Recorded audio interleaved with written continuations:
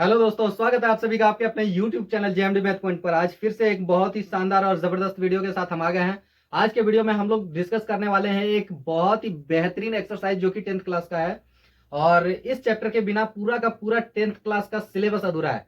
हाँ, आपने सही समझा है, बिल्कुल सही। वही चैप्टर है जिस चैप्टर के बिना पूरा का पूरा एग्जाम अधूरा है। हर हाल में इस चैप्टर से एक ना एक क्वेश्चन किसी भी हाल में पूछा जाता है। तो देर ना करते हुए वीडियो को स्टार्ट करते हैं। और इस चैप्टर का नाम है, आज का जो हमारा ये चैप्टर है इसका नाम है ट्राइंगल। इसका नाम क्या है? ट्राइंगल। आज जो ये चैप्टर हमारा है इसका नाम क्या है? ट्राइंगल। ठीक है। ट्राइंगल बहुत ही अद्भुत और बहुत इंपॉर्टेंट चैप्टर है। ये हमारा ट्राइंगल का चैप्टर चल रहा है। इसको हिंदी में क्या बोलते हैं? हिंदी में इसको त्रिभुज बोलते हैं। ठीक है, इसको हम लोग हिंदी में त्रिभुज बोलते हैं। तो त्रिभुज, त्रिभुज यानी कि तीन भुजाओं वाला त्रिभुज इसको हम लोग बोलते हैं। ठीक है, जरा ध्यान से समझना। इसको हम लोग आज बहुत ही बेहतरीन और शानदार ट्रिक और लॉजिक के साथ समझने वाले हैं। ठीक है, और 10th क्लास का अगर सही तरीके से प्रॉपर वे से तैयार करना है तो एकदम ध्यान से इस वीडियो को देखें। यहाँ पर इसमें हम लोगों को समझना है, एकदम बेसिक से स्टार्ट करते हैं। ठीक है, एकदम जीरो से हीरो बनने वाले हैं हम लोग एकदम जीरो से हीरो बनने वाले हैं। ठीक है, तो यहाँ पर हम लोगों को समझने वाला चीजें क्या है। सबसे पहले तो समझना है कि ट्रायंगल कितने तरह के होते हैं। ठीक है, सबसे पहले हम लोग क्या सीखेंगे? सबसे पहले हम लोग क्या सीखेंगे? सबसे पहले हम लोग सीखेंगे types of triangle. Type of triangle. ठीक है, टाइप ऑफ ट्रायंगल को सबसे पहले हम लोग समझेंगे। इसको दो भाग में समझेंगे। ठीक है, एकदम ध्यान से समझ देखना। वीडियो को ज्यादा लंबा नहीं करेंगे और बहुत ही आसान और बेसिक से स्टार्ट करने वाले हैं, एकदम जीरो से लेकर के, और बहुत ही तेज गति से और बेहतरीन तरीके से हम लोग सीखने वाले हैं। यानी कि जो जो 9th क्लास में भी नहीं पढ़ा होगा ना, वो भी इस क्लास का ये वाला हमारा वीडियो देखने के बाद सारी चीजें सीख जाएगा। तो 9th क्लास का तैयारी अगर नहीं कर पाए हो, किसी कारण से छूट गया है या फिर ध्यान से नहीं पढ़ पाए हो, तो जरूर से वीडियो को देखो, बहुत मजा आने वाला है आज की क्लास में। तो ये ट्रायंगल का जो चैप्टर है ना, ट्रायंगल का जो चैप्टर है बहुत इंपॉर्टेंट चैप्टर है। इससे हर हाल में एक दो क्वेश्चन तो पूछा ही जाता है किसी भी हाल में। और यहीं तक नहीं, इसका चैप्टर जो है आगे चल के इंटर में भी आप लोगों को देखने को मिल जाएगा। इंटर ग्रेजुएशन कोई भी क्लास का आप पढ़ाई करोगे, मैथमेटिक्स में हर हाल में इस चैप्टर से संबंधित क्वेश्चन आपको मिलेगा। यहाँ तक कि आपको कॉम्पिटेटिव वाले एग्जाम में भी मिलने को मिलेगा। ठीक है, तो यहाँ पर टाइप ऑफ ट्रायंगल देख लेते हैं। सबसे पहले दो तरह का ट्रायंगल होता है। ठीक है, इसका टाइप ऑफ ट्रायंगल के वेराइटी से अगर देखें तो इसमें दो कैटेगरी में हम लोग समझ सकते हैं। क्या क्या समझ सकते हैं? एक हम लोग समझ सकते हैं बाय साइड। ठीक है, साइड के थ्रू तौर से अगर देखते हैं तो, और दूसरा हम लोग देखते हैं, दूसरा हम लोग समझते हैं कौन से तरीके से? दूसरा हम लोग समझते हैं बाय एंगल। ठीक है, बाय एंगल के, तो एंगल के थ्रू से समझते हैं और एक साइड के थ्रू से। मतलब है कि एक ट्रेंगल अगर ले लिया जाए, जैसे कि सपोज इस तरह का एक ट्रेंगल ले लिया जाए, कोई भी ट्रेंगल, किसी भी तरह का हम लोग ट्रेंगल ले लेते हैं। ठीक है, तो ये ट्रेंगल ले लिया जाए तो एक तो ये साइड के थ्रू से देख लेते हैं हम लोग। ठीक है, ये एंगल के तौर पर हम लोग देख लेते हैं। यानी कि अगर इसमें तीन ठो एंगल है और तीनों एंगल किसी आकृति को पूरा का पूरा बंद कर देता है, तीनों एंगल मिल करके, तो वो हमारा ट्रेंगल हो जाएगा। या फिर साइड के दृष्टि से अगर देखें, यानी कि ये वाला साइड जो है, ठीक है, भुजा, तो भुजा के तौर पर अगर देखते हैं तो भी हम लोगों को क्या हो जाता है कि ये भुजा जो है वो एक इस प्रकार से बना हुआ है, इस प्रकार से बनावट किया गया है, जो क्या कर रहा है, पूरे की पूरी आकृति को एक बंद आकृति बना दे रहा है। ठीक है, यानी कि चारों तरफ से कहीं चारों तरफ से ये बंद आकृति है। ठीक है, यहाँ पर ये समझने वाला बात है। और इसमें थोड़ा सा समझ लेना है ध्यान से, यहाँ पर समझ लेना है। इसमें हम लोग क्या क्या नाम है, एक साइड के अगर दृष्टि से देखते हैं, साइड के अगर दृष्टि से देखते हैं तो एक तो हो जाएगा इक्विलेटरल। ठीक है, एक हो जाएगा हमारा इक्विलेटरल ट्रेंगल।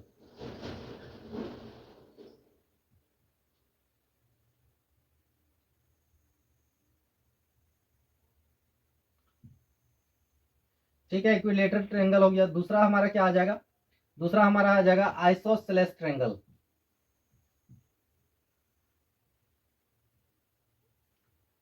ठीक है, और तीसरा हमारा क्या आ जाएगा? तीसरा हमारा आ जाएगा सेलेन ट्रेंगल। ठीक है, ये तीन तरह का ट्रेंगल आपको देखने को मिल जाएगा। यानी साइड के दृष्टि से देखें तो तीन तरह का ट्रेंगल देखने को मिल जाएगा। अब इक्विलेटरल ट्रेंगल क्या हो जाता है? इक्विलेटरल ट्रेंगल क्या हो जाता है, देखो ध्यान से। इसमें इक्विलेटरल ट्रायंगल को अगर हम समझना चाहें तो ध्यान से समझना, इसमें इसका मतलब यह है कि कोई भी एक ट्रायंगल, ठीक है, कोई भी एक ट्रायंगल, ठीक है, जिसका तीनों साइड इक्वल हो, ठीक है, तीनों साइड इक्वल हो, यानी कि जितना ये वाला साइड है उतना ही इधर का और उतना ही इधर का, ठीक है, जितना बेस है उतना ही दोनों साइड का तीनों भुजा सेम है। यानी कि इसका मतलब, कहने का मतलब यह है कि अगर ये साइड है, ये साइड अगर 5 सेंटीमीटर है तो इधर भी 5 सेंटीमीटर होगा और इधर भी 5 सेंटीमीटर होगा, यानी कि तीनों का तीनों भुजा का लंबाई जो है वो इक्वल रहेगा, इसीलिए इसका नाम है इक्विलेटरल ट्रायंगल। ठीक है, दूसरा क्या है, आइसोसेलेस ट्रायंगल। थोड़ा सा हम लोग बेसिक जान लेते हैं, उसके बाद ट्रायंगल का एकदम डीपली घुसने वाले हैं। ठीक है, दूसरा आइसोसेलेस ट्रायंगल। आइसोसेलेस ट्रायंगल क्या हो जाएगा, ऐसा ट्रायंगल, ऐसा ट्रायंगल, ठीक है, ऐसा ट्रायंगल जिसका दो भुजाएं सेम हो, ठीक है, और तीसरा सेम ना हो, दो भुजा सेम हो और तीसरा सेम ना हो। ठीक है, ध्यान से समझ में आया, दो भुजा जिसका सेम हो और तीसरा भुजा सेम ना हो तो उसको हम लोग क्या बोल देंगे, उसको हम लोग बोल देंगे आइसोसेलेस ट्रायंगल। और तीसरा, ये साइड की दृष्टि से हम लोग देख रहे हैं, ठीक है, उसके बाद एंगल की दृष्टि से भी देखने वाले हैं। ठीक है, पहले इसका टाइप समझ लेंगे, उसके बाद हम लोग सिमिलैरिटी को समझेंगे, सिमिलैरिटी और एक ये कॉन्ग्रुएंसी वाला, ठीक है, कॉन्ग्रुएंसी और सिमिलरिटी वाला समझेंगे। ठीक है, तो तीसरा क्या हो गया, तीसरा हो गया स्लेंट ट्रायंगल। स्लेंट ट्रायंगल क्या हो गया, स्लेंट ट्रायंगल क्या हो गया, इसको बोलते हैं विषम बाहु। ठीक है, विषम बाहु त्रिभुज। ठीक है, विषम बाहु त्रिभुज, इसमें क्या हो जाता है, तीनों का तीनों भुजा जो है वो अलग अलग होता है। ठीक है, तीनों का तीनों भुजा जो है अलग अलग, ये जितना है उतना ये नहीं रहेगा, ये नहीं, यानी कि तीनों का लंबाई जो है तीनों का लंबाई जो है वो अलग अलग होगा। ठीक है, यानी कि विषम है या द्विबाहु त्रिभुज है, इसको हम लोग द्विबाहु त्रिभुज बोलेंगे, यानी कि दो भुजा जो है वो सेम है इसलिए द्विबाहु, और इसमें तीनों भुजा सेम है इसलिए इसको समबाहु। ठीक हो, तो तीनों का तीनों यानी कि इक्वल है तो तीनों इक्वल है, इसमें आइसोसेलेस है तो दो भुजा इक्वल है, और सेलेन है तो तीनों भुजा अलग अलग है।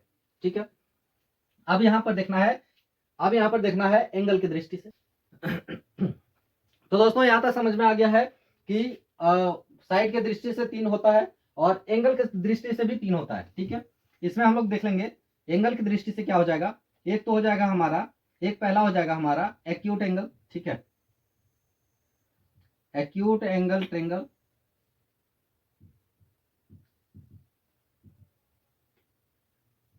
ठीक है, एक्यूट एंगल ट्रायंगल। दूसरा क्या आ जाएगा हमारा, दूसरा क्या आ जाएगा हमारा, दूसरा क्या आ जाएगा हमारा ऑब्ट्यूज ट्रायंगल, एंगल ट्रायंगल। ठीक है, दूसरा हो जाएगा ऑब्ट्यूज, और तीसरा कौन सा हो जाएगा, तीसरा कौन सा हो जाएगा, तीसरा कौन सा हो जाएगा, तीसरा हो जाएगा हमारा राइट, राइट एंगल ट्रायंगल। ठीक है, राइट एंगल ट्रायंगल। ठीक है, तीन हो गया, acute angle triangle, obtuse angle triangle और राइट एंगल ट्रायंगल। ठीक है, क्या बोलते हैं इसको, हम लोग बोलते हैं हिंदी में न्यून कोण, इसको हम लोग क्या हिंदी में बोलते हैं, न्यून कोण, न्यून कोण। ठीक है, इसको हम लोग हिंदी में क्या बोलते हैं, इस वाले को, इसको हम लोग बोलते हैं अधिक कोण। ठीक है, इसको हम लोग बोलते हैं अधिक कोण, और इसको हम लोग बोलते हैं समकोण। ठीक है, इसको हम लोग क्या बोलते हैं, समकोण, समकोण त्रिभुज। ठीक है, ये हमारा हो गया न्यून कोण त्रिभुज, ये हमारा हो गया साधी कोण त्रिभुज, और ये हमारा हो गया समकोण त्रिभुज। एकदम बेसिक से लेकर के चल रहे हैं, क्योंकि बहुत सारे बच्चे लोग ऐसे हैं जिनको डायरेक्ट अगर कॉन्ग्रुएंसी बता दिया जाए या फिर उसको सिमिलैरिटी बता दिया जाए, तो थेल्स थ्योरम वगैरह डायरेक्ट बता दिया जाए तो फिर वो तो पागल हो जाएगा ना, अरे क्या बता रहा है ये, कौन सा कैसा समझा रहा है, कुछ समझ में ही नहीं आता है, ऐसा बच्चों को लगता है। इसलिए मैं बहुत ही डीपली लेकर के चल रहा हूँ एकदम शुरुआत से। ठीक है, क्योंकि ट्रायंगल एक ऐसा चैप्टर है जिसको आप अगर थोड़ा सा भी कंफ्यूज होते हो तो पूरा का पूरा मैट्रिक का तैयारी आपका बर्बाद हो जाता है। तो इसलिए हम लोग बहुत ही बेसिक से एकदम नीचे से लेकर के उठ रहे हैं। ठीक है, तो ये हमारा हो गया समकोण, यानी कि इसका एक कोण, समकोण मतलब ये इसका एक कोण 90 डिग्री का होगा। ठीक है, इसका एक कोण जो है वो क्या होगा, 90 डिग्री का होगा, यहाँ का एक कोण जो है वो हमारा कितना होगा, 90 डिग्री का होगा। ठीक है, कोई भी एक कोण, इसमें क्या हो गया, अधिकोण हो गया, यानी कि कोई भी ऐसा कोण जिसका एक भुजा जो है वो कितना हो जाएगा, ऐसे करके होगा ना भुजा, ऐसे करके होगा, ऐसे करके बनेगा, ठीक है। तो ये वाला जो भुजा हो रहा है ये देख सकते हैं बहुत ज्यादा है, ठीक है, more than 90 degree, more than 90 degree, ठीक है, मोर देन 90 डिग्री, यानी कि 90 डिग्री से ज्यादा होगा, और ये हमारा 90 डिग्री से कम होगा, ठीक है, 90 डिग्री से कम होगा। 90 डिग्री से एक ज्यादा होगा, एक 90 डिग्री से कम होगा, और इसमें जो है ये समकोण त्रिभुज में हमारा क्या आ जाएगा, समकोण त्रिभुज में एक कोण जो है वो 90 डिग्री का रहेगा। तो ये कोण के एंगल से आप देख लिए, साइड के एंगल से आप देख लिए, तो ठीक है बच्चों, यहां तक समझ में आ गया है।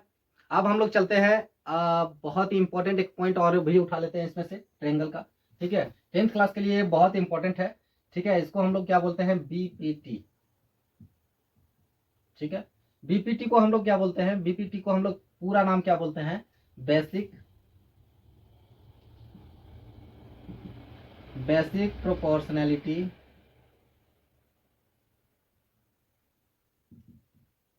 थ्योरम, ठीक है। बेसिक प्रोपोर्शनैलिटी थ्योरम इसको हम लोग बोलते हैं, प्यार से इसको पूरा नाम बोलते हैं, ठीक है, इज्जत करते हैं हम लोग ज्यादा इसको, ठीक है। और शॉर्ट में हम लोग इसको क्या बोलते हैं, बीपीटी, बेसिक प्रोपोर्शनैलिटी थ्योरम। इसी को हम लोग एक और भी नाम से बुलाते हैं, ठीक है, एक और भी, यानी कि घर में जिस तरह से नहीं रखा जाता है बच्चों का, घर में कुछ और भी नाम है और बाजार में कुछ और भी नाम है, ठीक है, आधार कार्ड में, तो उसी तरह से इसका, ये आधार कार्ड का नाम है बेसिक प्रोपोर्शनैलिटी थ्योरम, और प्यार से सभी लोग इसको किस नाम से जानते हैं, थेल्स थ्योरम,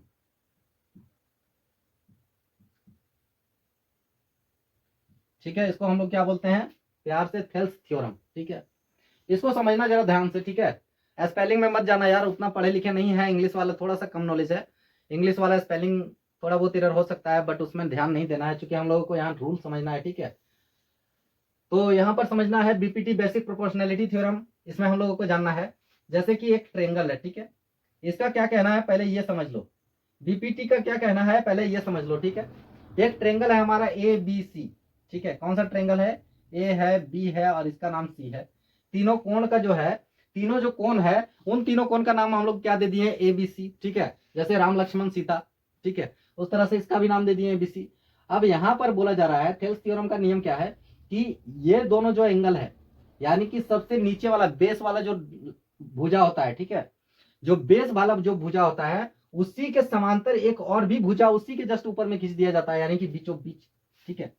तो इस तरह से बीचों बीच एक और भी भुजा खींच दिया जाता है, इसी के सीधा, जिस तरह से ये वाला नीचे वाला भुजा दिख रहा है ना, उसी तरह से ऊपर में भी एक और भी लाइन, एक और भी पार्ट्स कर दिया जाता है, ठीक है।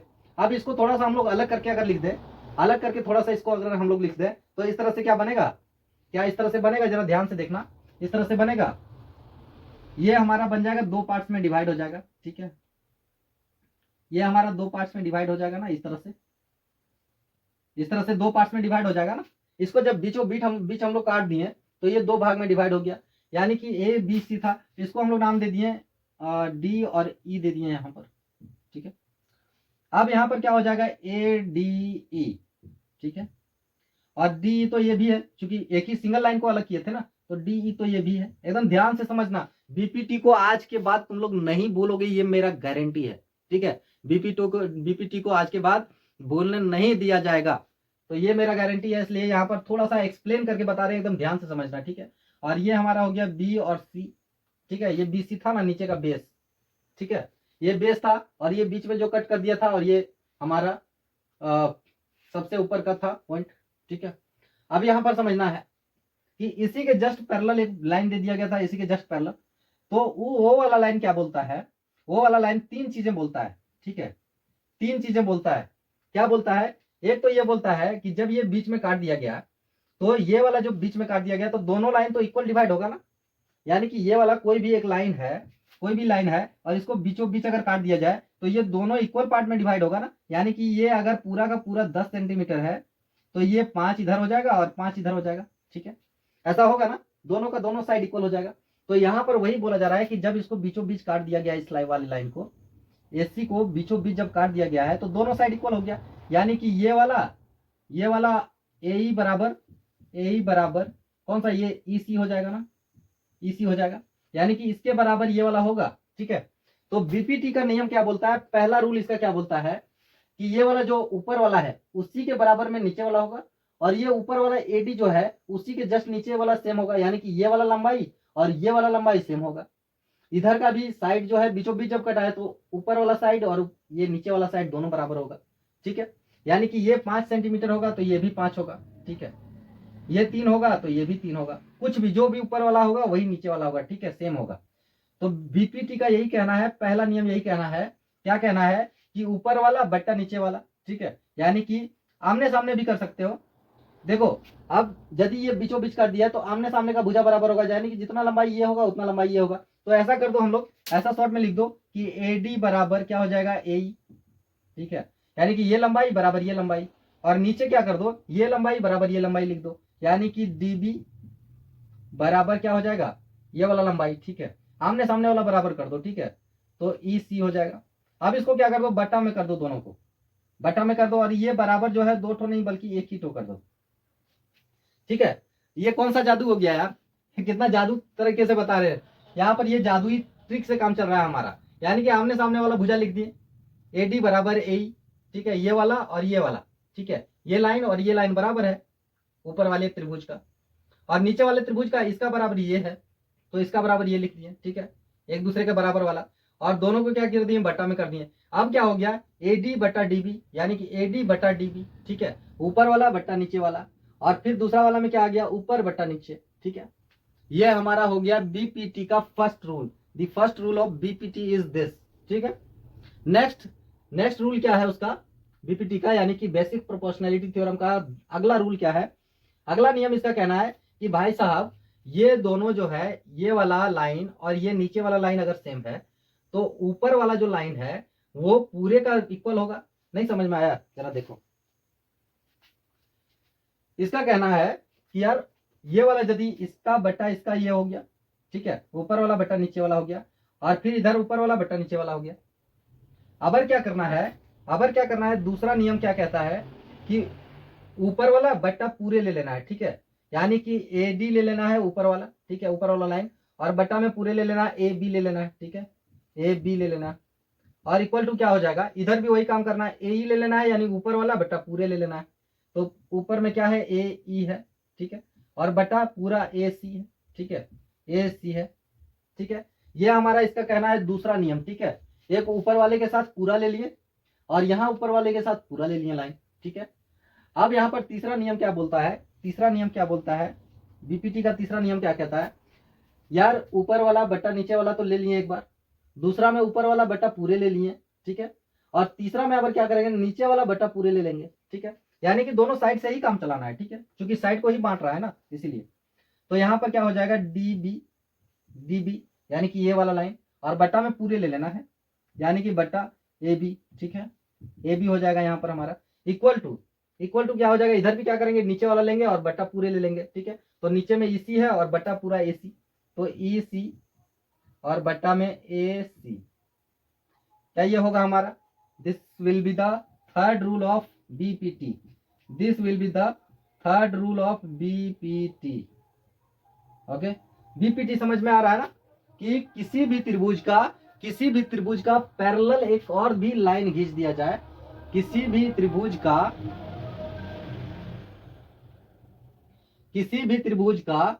किसी भी एक साइड के पैरेलल एक और भी लाइन दे दिया जाए तो क्या होगा, तो ये 3 नियम का फॉलो करना पड़ेगा।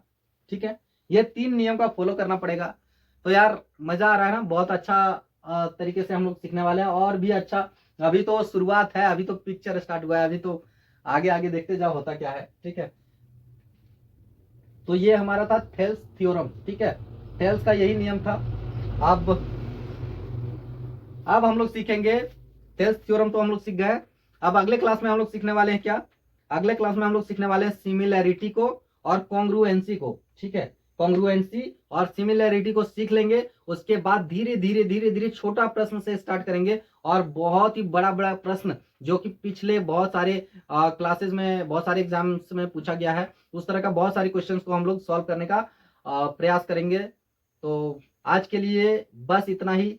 उम्मीद है आप लोगों को बहुत ही बेसिक तरीके से और बढ़िया तरीके से समझ में आया होगा। अगर वीडियो को पसंद आता है तो वीडियो को लाइक करें, सब्सक्राइब करें, बेल आइकन में दबा दें, ताकि आने वाले हर एक वीडियो की जानकारी आपको मिलती रहे, और मैं आप सभी का सेवा में उपस्थित हमेशा रहे। तो धन्यवाद दोस्तों, मिलते हैं अगले एक बहुत ही खास और जबरदस्त वीडियो के साथ। धन्यवाद।